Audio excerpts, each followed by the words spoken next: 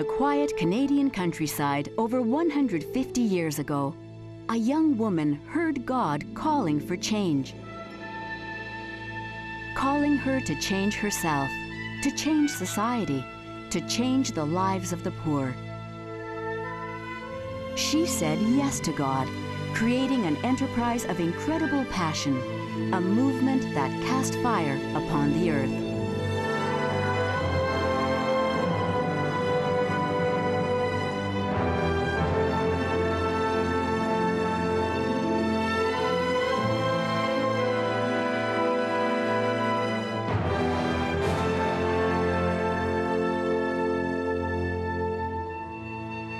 About 30 miles from Montreal, along the banks of the Richelieu River, stands the village of Saint-Antoine with its parish church.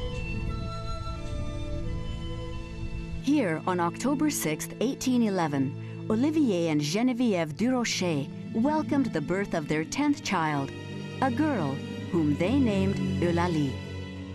Eulalie grew up basking in the love of her family, learning from them prayer, service, and generosity. In the devout Catholic atmosphere of her family and parish, Eulalie absorbed a piety and deep faith that would mark her life forever. At 18, her world was shattered when her mother died. A year later, Eulalie and her father moved downriver to the rectory of Saint-Mathieu in the town of Belleuil. Eulalie's brother, a priest, was pastor of this church.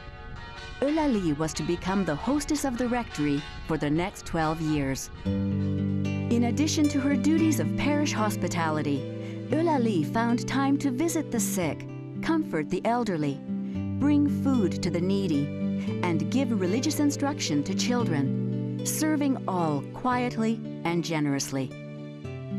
She founded and was elected president of the first parish-based Children of Mary sodality.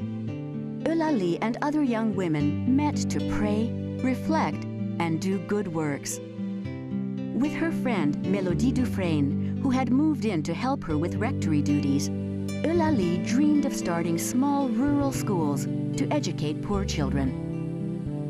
Eulalie's ministry in the parish and rectory continued, drawing the attention of the Bishop of Montreal, Ignace Bourget. He was hoping to invite the Sisters of the Holy Names from Marseille, France, to his diocese to begin educating young girls in the countryside villages.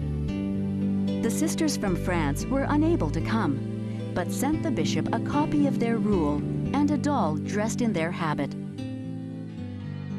The bishop, who recognized Eulalie's potential and leadership, invited her and Mélodie to leave Belleuil and to join two other women, Henriette and Émilie Serret, in a modest house in the town of Longueuil. On October 28, 1843, with the enthusiasm of youth, they wholeheartedly set out on this new life journey together, welcoming the village girls into a modest school. Thus was born the first Canadian religious teaching congregation of women. On February 28, 1844, the women received the habit from the bishop, as well as religious names. Henriette Serret became Sister Marie-Madeleine, Mélodie Dufresne became Sister Marie-Agnès, and Eulalie Durocher, Sister Marie-Rose. The bishop appointed Marie-Rose the first superior. On December 8, 1844, the three sisters committed themselves by vows to the Congregation of the Sisters of the Holy Names of Jesus and Mary, adapting the habit and rule sent from France. Marie-Rose focused on her mission with passion. Her favorite words from Scripture were those of Jesus himself. "I have come to cast fire upon the earth, and would that it were already kindled." Her deepest desire was to serve the poor. As she wrote to her sisters, La communauté a été instituée avant tout. The community was founded first of all for the education of those most abandoned. She would never live to see the worldwide impact of her congregation. Only 6 years after its foundation, Marie-Rose died on October 6, 1849, at the age of 38. At the time of her death, there were already 44 sisters and 4 convents and schools established. In 2004, Marie-Rose's remains were transferred from the mother house in Outremont to the Church of Saint-Antoine de Padoue in Longueuil. Hundreds of her daughters, the Sisters of the Holy Names, and many friends of the congregation witnessed this final passage. She now rests only a short walk away from the foundation house where the order began.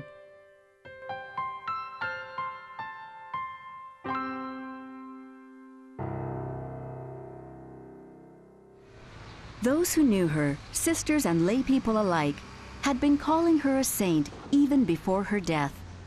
She was recognized for her holiness and dedicated service to the poor.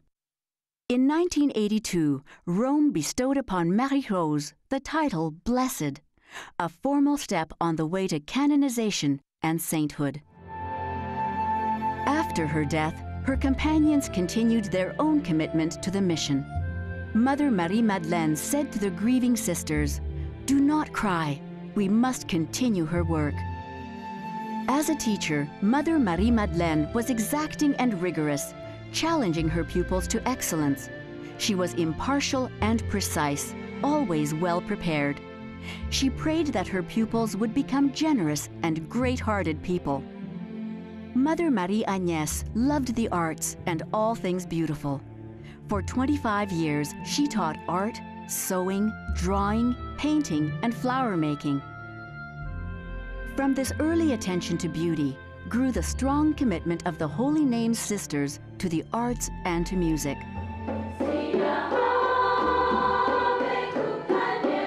Over the years, they became well known for their cultivation of the arts and music in their schools, a specialization that continues to this day.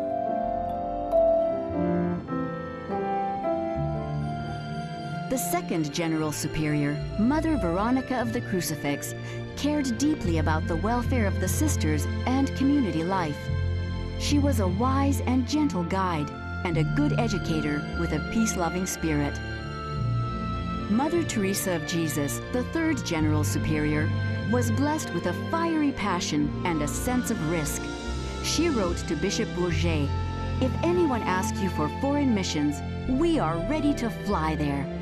She herself traveled to the Pacific Northwest, and under her direction, the community expanded to many new missions in the face of great danger and poverty. The sisters saw need everywhere, and just as quickly said yes to answering it.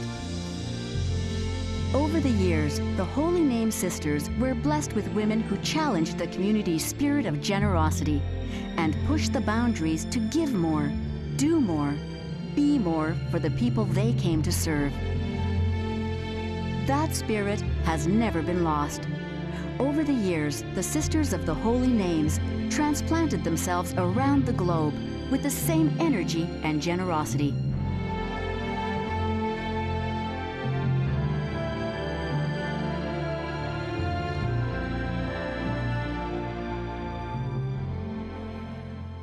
Their ministry continues to reach out to the underprivileged, the oppressed, and those without resources. The sisters continue to educate and lift up others, especially women and children. This is a titration setup. In their collaborative action, the works of the Sisters of the Holy Names are always marked by the following core values: full development of the human person, cultivating and respecting the talents, abilities, and potential of each person, contributing to the development of all aspects of a person's life. In this spirit, the sisters say, "Come, you can be much more. You have much more to discover." Commitment to liberating action. Seeking with others the freedom needed to live life fully without oppression. In this spirit, the sisters say, "You are worth much more than this. You are made in God's image." Dedication to justice. Committing time, energy, resources to the pursuit of right relationships, seeking equality, justice, and solidarity. In this spirit, the sisters say, "This situation is wrong. Together, let us make it right." Dedication to women and children. Seeing, understanding, and responding to the needs of women and children. In this spirit, the sisters say, "You are precious. You matter to God, and you matter to us." Education in the faith. Creating an atmosphere which invites people to live, develop, and express their faith. In this spirit, the sisters say, "Come with us to discover the God who made us, who loves us, and who calls us to service." Hospitality. Serving as a gracious, accepting, and welcoming presence for each person. In this spirit, the sisters say, "We accept you as you are. We respect your gifts and your graces. We will receive and learn from you, and together we will discover the face of God." Service to people who are poor or marginalized. Reaching out and responding to people who are impoverished, abandoned, or living at the fringes of society. In this spirit, the sisters say, "We see your value, your dignity, and your beauty. Let us serve you." Holy names of Jesus and Mary. Embracing as guide, inspiration, and strength the persons and names of Jesus and Mary. In this spirit, the sisters say, "Walk with us on our journey to God, seeking grace and light together." Marie-Rose's dream to cast fire upon the earth continues. With every child who learns, every woman who stands taller, every man who believes in himself, every human person who is respected and welcomed in the names of Jesus and Mary.